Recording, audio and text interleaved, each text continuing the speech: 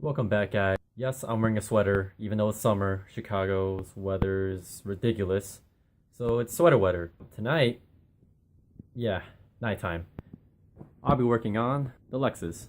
Now you're probably asking yourself, Kevin, what are we working on tonight?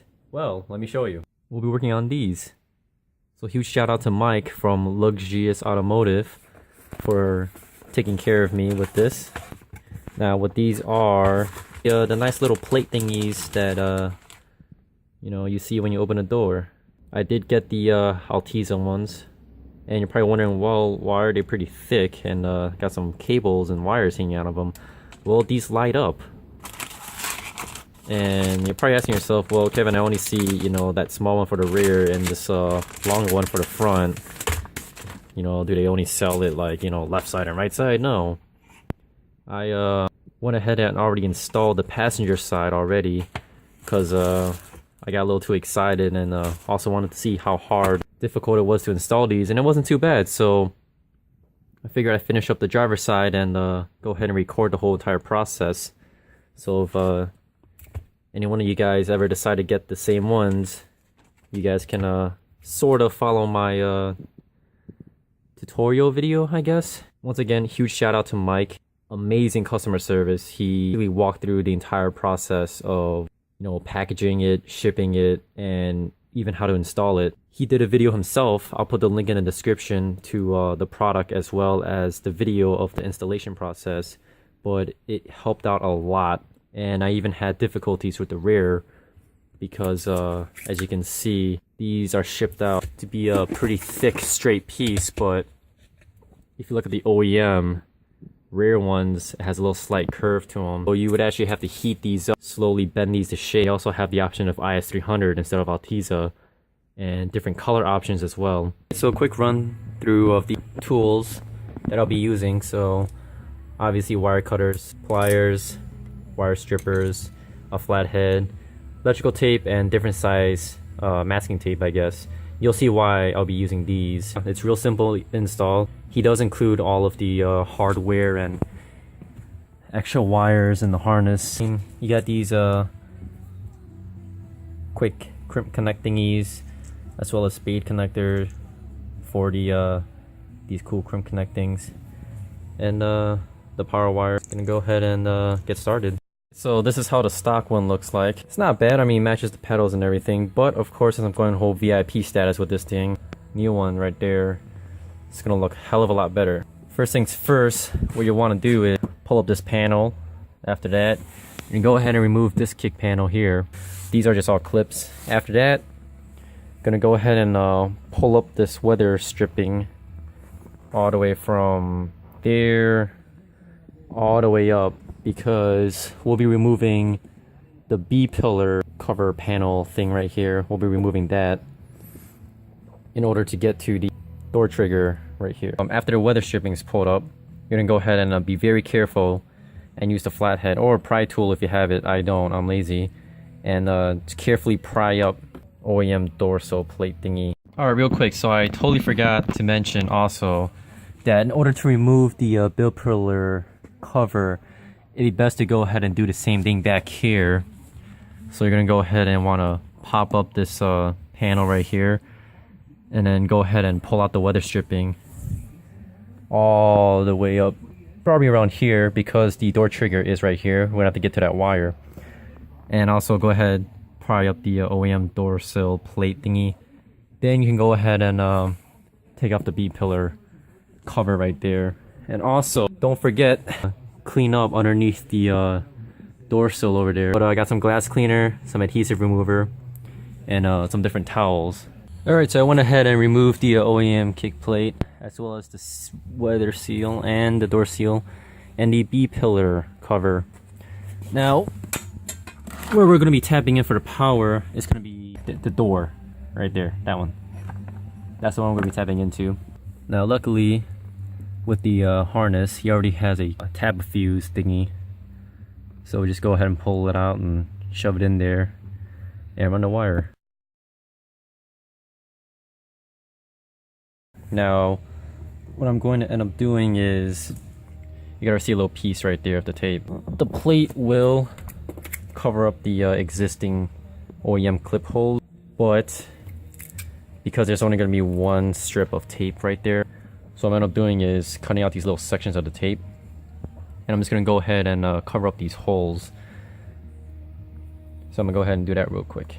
Alright, so like I said, just cut up some little pieces of tape and go ahead and cover up these holes. Now what I'm going to do next is go ahead and take the new plate.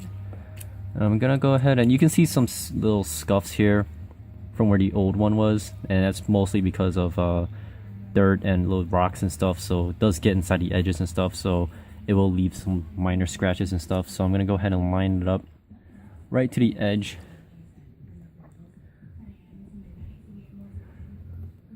There. Close enough. Now what I'm going to do is go ahead and try to have it as flat as possible and push it up against the actual pinch weld area thing right here. So after I get the right positioning, I'm going to go ahead and take some tape. I'm going to go ahead and tape up the edges. So right here, here, and the same on that side. So I know the placement wise of where I want this to be exactly. Alright, so I went ahead and put down the tape on the edges to where I want this to be positioned. Now, if you're OCD and a perfectionist like how I try to be, you'll realize that this is actually shifted way. It's more further towards the rear of the car, and I did that on purpose because sadly there was a very little speck right there where a rock got into it, and you can actually see it chipped and a little bit of rust is building up. So I kind of just skewed it, the plate a little bit over, and covered that up because it's definitely going to be noticeable, and especially when these light up, that's going to kill me. So I'd rather have it a little bit slightly off, even though it won't be as noticeable. I peeled off a little bit edge of the taping. As you can see, I already peeled off a little bit more just so I have some to stick on right now. But what you want to do is go ahead and peel off a little bit and go ahead and lay it down, line it up on the edges where the tape is, and firmly press down here and slowly peel the tape this way as you're pushing down, making sure that everything's still lined up. Alright, so just like that, it is in place now. Next up, we're gonna go ahead and come back here to the door trigger, and right here I'm gonna go ahead and unclip this connector and pull it out just like that, so I can go ahead and install one of the quick connects to it. Alright, so I went ahead and already stripped back some of the OEM rubber tubing thingy and installed the quick connect. Now after installing it, when I grabbed the wire and crimped the spade terminal on there, what's going to happen is it's going to go ahead and connect right here into the end of it. It's going to clip right in. So white's going to be connected to power, which is going to tap into the harness right there, which is going to go ahead to the fuse box. Black is negative, and that's going to go ahead and connect to the door trigger. So I'm going to go ahead and strip back the end of this, crimp on the spade terminal, and connect it. Alright, so I went ahead and put on the connected the spade terminals on both ends. Now after I connected them, I went ahead and electrical taped the ends to the wire just in case to be sure. And I went ahead and connected it to the power. It is connected to the fuse box, so theoretically all I have to do is connect the door trigger wire back into it and it should light up. Boom.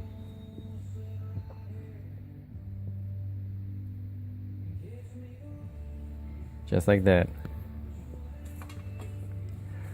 So I'm gonna go ahead and try to tuck the wires a little bit more neater, and I'm gonna go ahead and I'll make my way into the back. So I went ahead and connected that quick connect terminal right there. Unfortunately, on the driver's side, I don't know if it's just mine specifically or if all of them are like this, but on the passenger side, I was actually able to have more slack on the door trigger wire than this. So this was a real pain in the ass.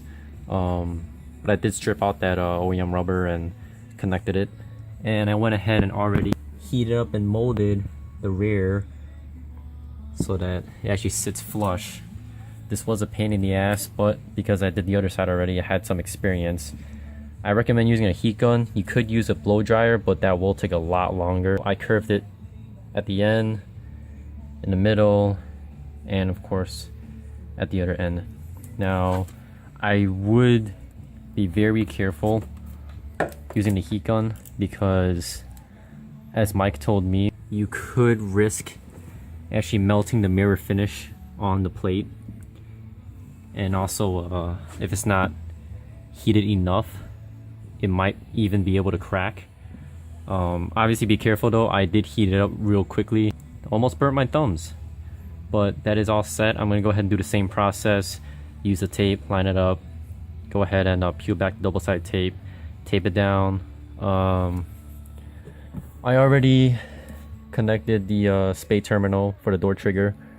Now, seeing as this is the last side and it is at the end, instead of using the terminal and the quick connects, I'm gonna go ahead and hardwire this to the actual harness. I'm obviously not gonna leave it with all this slack hanging around, so I'm gonna go ahead and measure up where I want it to be, cut it, wire it up, tape it up, clean up the wiring, and I'll check back when everything's done. Alright, so everything's connected, so I'm gonna simulate the door shut and then go ahead and open it.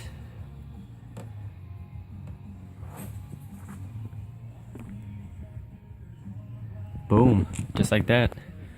And the front I connected real quick just to make sure everything works, and after a while it starts pulsating, and after another while it just goes ahead and completely blacks out to save battery life. But there you are. I'm gonna go ahead and button up everything else. Alright, and the final product.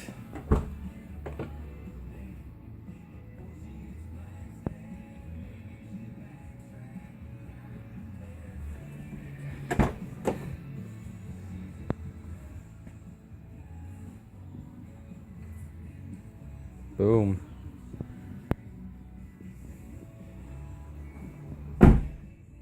Just like that.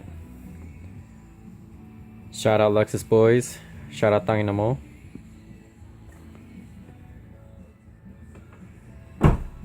Alright guys, and that's gonna wrap up the video. So what's next for the car? Probably some interior accessories, I guess.